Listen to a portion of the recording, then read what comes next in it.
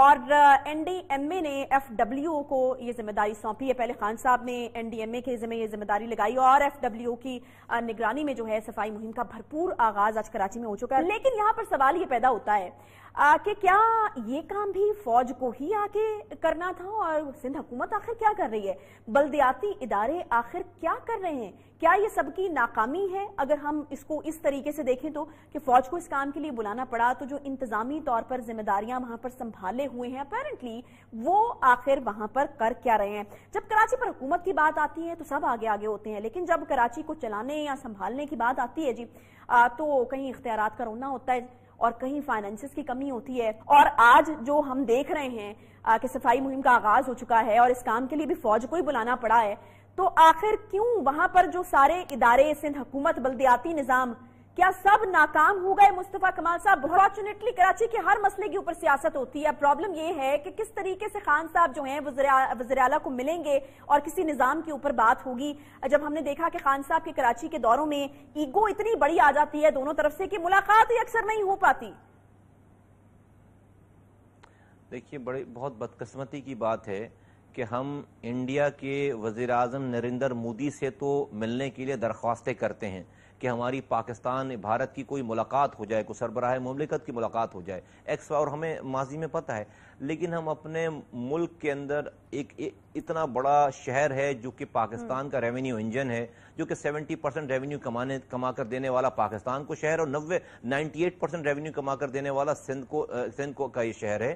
وہاں کے وزیر اعلیٰ اور وہاں پہ اگر ہم ایشوز کو، اور آپ کو پتہ ہے کہ یہ اٹ سیلف کتنی شرمندگی کی بات ہے کہ نیوکلیئر پاور یہ اسٹیٹ ہے اور ہم آج بیٹھ کر ہر بارشوں میں کچرے کو ڈسکس کر رہے ہوتے ہیں. سال سے میٹر ہم ڈسکس کر رہے ہیں، نالوں کی صفائی کو ڈسکس کر رہے ہیں، اور وزیر اعظم اور پاکستان آرمی اور NDMA جیسے ادارے اس کے اوپر جو ہے وہ ایک کچرا اٹھانے کے اوپر لگ رہے ہیں. یہ ہمارے لیے شرم کا مقام ہے، ہمارے لیے شرمندگی کی بات ہے. مجھے امبیرسمنٹ فیل ہوتی ہے ان باتوں کو بار بار کرتے ہوئے بھی کہ ہم ابھی آگے کی بات کرتے، فارورڈ لوکنگ ہم چیزیں کرتے. ابھی آج ہم اپنے نالوں کو نہیں سنبھال پائیں، اپنے کچروں کو نہیں سنبھال پائیں. لیکن مجھے سب سے زیادہ افسوس کی بات ہے، اور مجھے افسوس سے زیادہ یہ کہ مجھے ڈر ایسا لگ جاتا ہے کہ جب اپنے حکمرانوں کے میں اس کی ریمیڈیز دیکھتا ہوں کہ آپ کے پاس جب ڈائگنوسس ٹھیک نہیں ہے، آپ کو بیماری کا پتہ ہی ٹھیک نہیں ہے، تو آپ اس کا علاج بھی اسی طرح سے کرتے ہیں. مجھے یہ خطرہ ہے خدا نخواستہ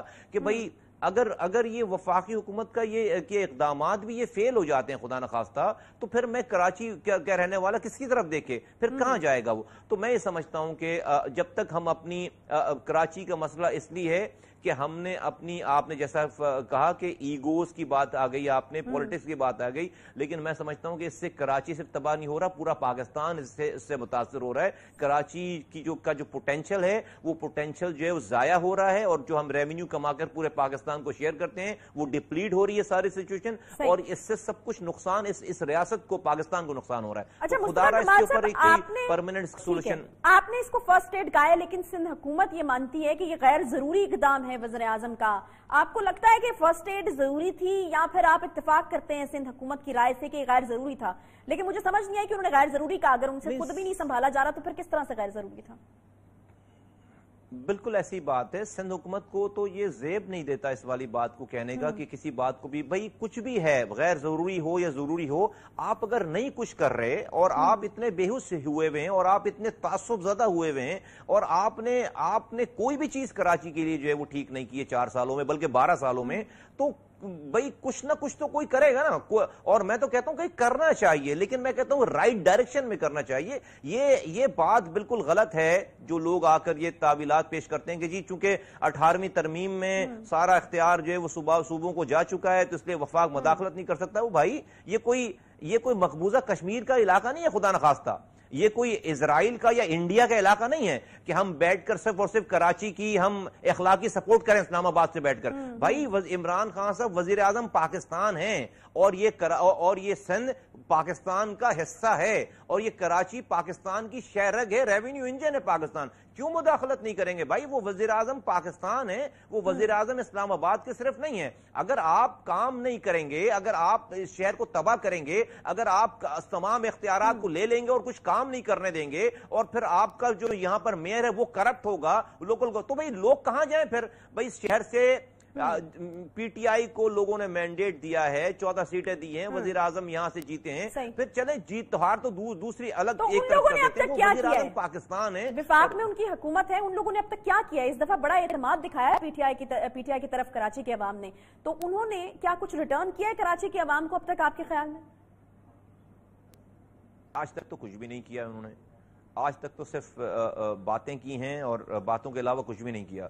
तो मुस्तफा कमाल साहब, फिर आप किसी एक पार्टी को तो मोर्द इल्जाम नहीं ठहरा सकते ना, फिर तो सबका हिस्सा है अपना अपना। मैं नहीं ठहरा रहा, मैं किसी पार्टी को मोरद इल्जाम नहीं ठहरा रहा, मैं तो गवर्नमेंट्स को मोरद इल्जाम ठहरा रहा हूं कि जो सिटी गवर्नमेंट है, जो सूबाई हुकूमत है और जो वफाकी हुकूमत है, मैं वफाकी हुकूमत के सेक्शन को गलत नहीं कह रहा। देखिए मैं उसकी इसलिए कि मैं उनकी नीयत पे शक नहीं कर रहा। वजीर आजम ने एनडीएमए को और वफाज पाकिस्तान को रिक्वेस्ट की है, मैं उनकी इंटेंशन को क्वेश्चन नहीं कह रहा। मैं सिर्फ ये कह रहा हूं कि खुदा ना कि ये इसको इस इंस्ट्रक्शंस को देने के बाद एनडीएमए को वजीर आजम खुदा ना खास्ता को ये ना समझ लें कि उन्होंने कराची का मसला हल कर दिया।